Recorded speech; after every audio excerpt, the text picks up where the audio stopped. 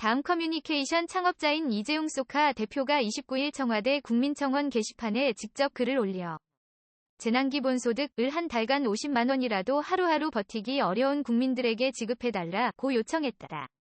신종 코로나 바이러스 감염증 사태로 절박한 상황에 처한 국민들에게는 자동차 개별 소비세이나 같은 조치보다는 보다 긴급한 경제적 구호 조치가 필요하다는 이유에서다.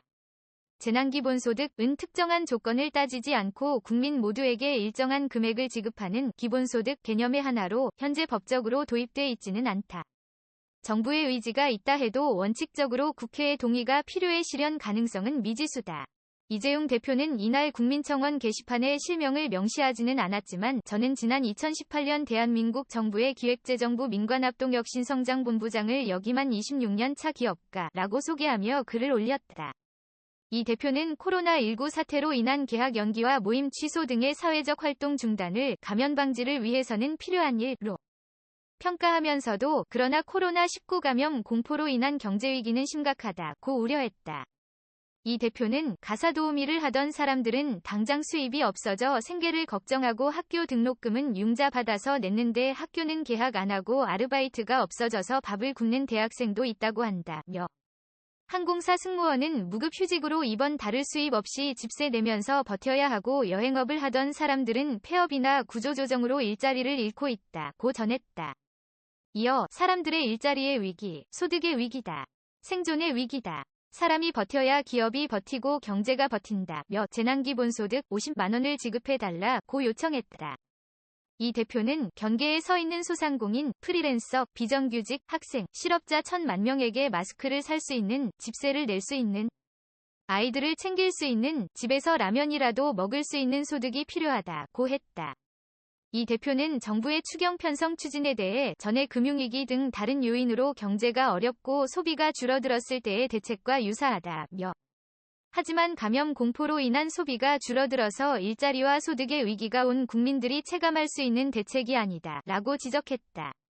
이 대표는 자동차 개소세 인하로 인해 자동차를 더 구매할 사람은 형편이 그래도 나은 사람들이고 임대료 인하를 해주고 소득공제를 받을 수 있는 사람은 형편이 그래도 나은 사람들이라며 버틸 만한 사람들만을 위한 대책이라고 말했다.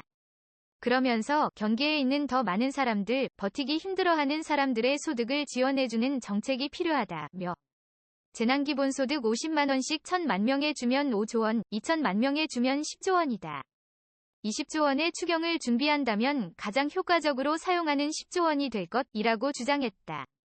이 대표는 이는 사람을 살리는 예산이라며 지금 시기에 재난기본소득을 받는 사람들은 그 돈을 받아서 저축하지 않는다. 밥을 먹고 일자리를 찾기 위해 출근하고 마스크를 사고 집세를 낸다. 버티기 위한 소비를 한다고 강조했다. 다만 재난기본소득은 전례 없는 재정집행 정책이어서 실제 추진된다 하더라도 논의 과정에서 논란이 적지 않을 것으로 전망된다. 지난 2017년 대선 과정에서 주요 이슈로 부각되기도 한 기본소득제의 개념으로 저소득층이나 노령층 등 취약계층에 대한 선별적 복지가 아니라 재산이나 연령 등을 불문하고 모든 이들에게 제공하는 보편적 복지를 담고 있어 진보 보수 진영 간 갈등 소지가 상당하다. 그러나 이 대표의 지적처럼 지금 상황은 과거의 경제 위기와 그 성격이 다르다는 점에서 논의해 볼 만한 가치는 있다는 평가도 나온다. 기존 기본소득제 논의처럼 매월 지급 방식이 아니라 재난에 대응하는 일회성 지급이라는 점에서 상대적으로 유연한 접근이 가능하다.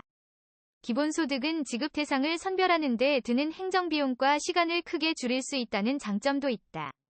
문재인 대통령은 최근 전례를 따지지 말고 정책적 상상력을 발휘하라는 주문을 하고 있기도 하다. 이 대표의 설명처럼 정부가 10조 원, 20조 원 등을 추경안에 책정한다 해도 국회 논의 과정에서 진통을 겪을 가능성도 다분하다.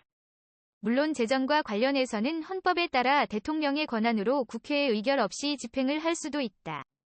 헌법 76조는 1항은 대통령은 내후 외환천재 지변 또는 중대한 재정, 경제상의 위기에 있어서 국가의 안전보장 또는 공공의 안녕질서를 유지하기 위하여 긴급한 조치가 필요하고 국회의 집회를 기다릴 여유가 없을 때에 한하여 최소한으로 필요한 재정, 경제상의 처분을 하거나 이에 관하여 법률의 효력을 가지는 명령을 발할 수 있다고 돼 있다. 이 대표는 직접 청와대 국민청원 글을 올리게 된 데 대해 지금은 모두가 힘을 합해 위기를 극복해야 할 때인데 경제부처가 아직 경계에 서 있는 많은 국민의 상황을 충분히 인지하고 있는 것 같지 않아 청와대에 청원을 올리게 됐다며 부디 청원을 계기로 정부와 국회에서 논의가 촉발되어 빠르게 위기를 극복할 수 있는 대책을 마련했으면 하는 바람이라고 적었다. 타다 무죄의 지안 항소, 이재용 물러서지 않겠다. 지난 25일 검찰은 승차공유 서비스 타다가 합법이라는 법원 판결에 불복, 항소했다. 무죄 판결이 내려진 중요 사건의 항소 여부 등을 정하는 공소심의위원회에서 타다 영업은 유상여객운송 사업에 해당하며 피고인들이 이를 알고도 불법을 저지른 고의가 충분히 인정된다고 판단한 것이다. 같은 날 타다 위 운영사인 VCNC 위 박재욱 대표는 검찰이 항소를 결정했다. 하지만 법원의 판결은 바뀌지 않을 것이라 확신한다며 타다는 미래로 나아가는 걸음을 멈추지 않겠다고 자신의 페이스북에 전했다. 이날 이재용 소카 대표도 자신의 페이스북에 박재욱 대표와 한마음으로 응원해준 스타트업 기업가들에게 면목이 없다며 새로운 변화를 꿈꾼 죄로 또 법정에 서야 한다고 남겼다. 아울러 이 대표는 물러서지 않겠다며 미래로 나아가는 발걸음을 함께하겠다고 다짐을 밝혔다. 이 대표는 같은 날 기업 가치 16조 원이 넘는 그랩, 11조 원에 이르는 고잭 두 회사가 동남아시아의 승차공유 시장에서 각각 경쟁하고 있었는데 합병을 논의하고 있다고 전하면서 타다는 국토부의 끈질긴 방해로 투자 유치도 못하다가 이제 분할 독립 후 간신히 투자를 받아서 국민의 이동의 기본을 높이는 서비스로 발돋움해보려 하고 있다고도 자신의 페이스북에 남겼다. 그는 국토교통부와 민주당은 아직도 타다금지법 통과를 시켜 법원에서도 적법 판단을 받은 타다를 금지시키려 하고 있다면서 그랩의 1% 위 기업 가치로 투자받는 것도 불가능하게 만들려고 하고 있다고 했다. 이 대표는 이어 타다금지법 통과되면 타다는 투자 유치가 불가능해 문을 닫아야 한다며 오늘도 2,000여 명의 드라이버가 생계를 위해서 다른 이들의 이동 편의를 위해서 일을 하고 있는데 타다금지법인 박홍근법 통과 즉시 일자리를 잃게 된다고 밝혔다.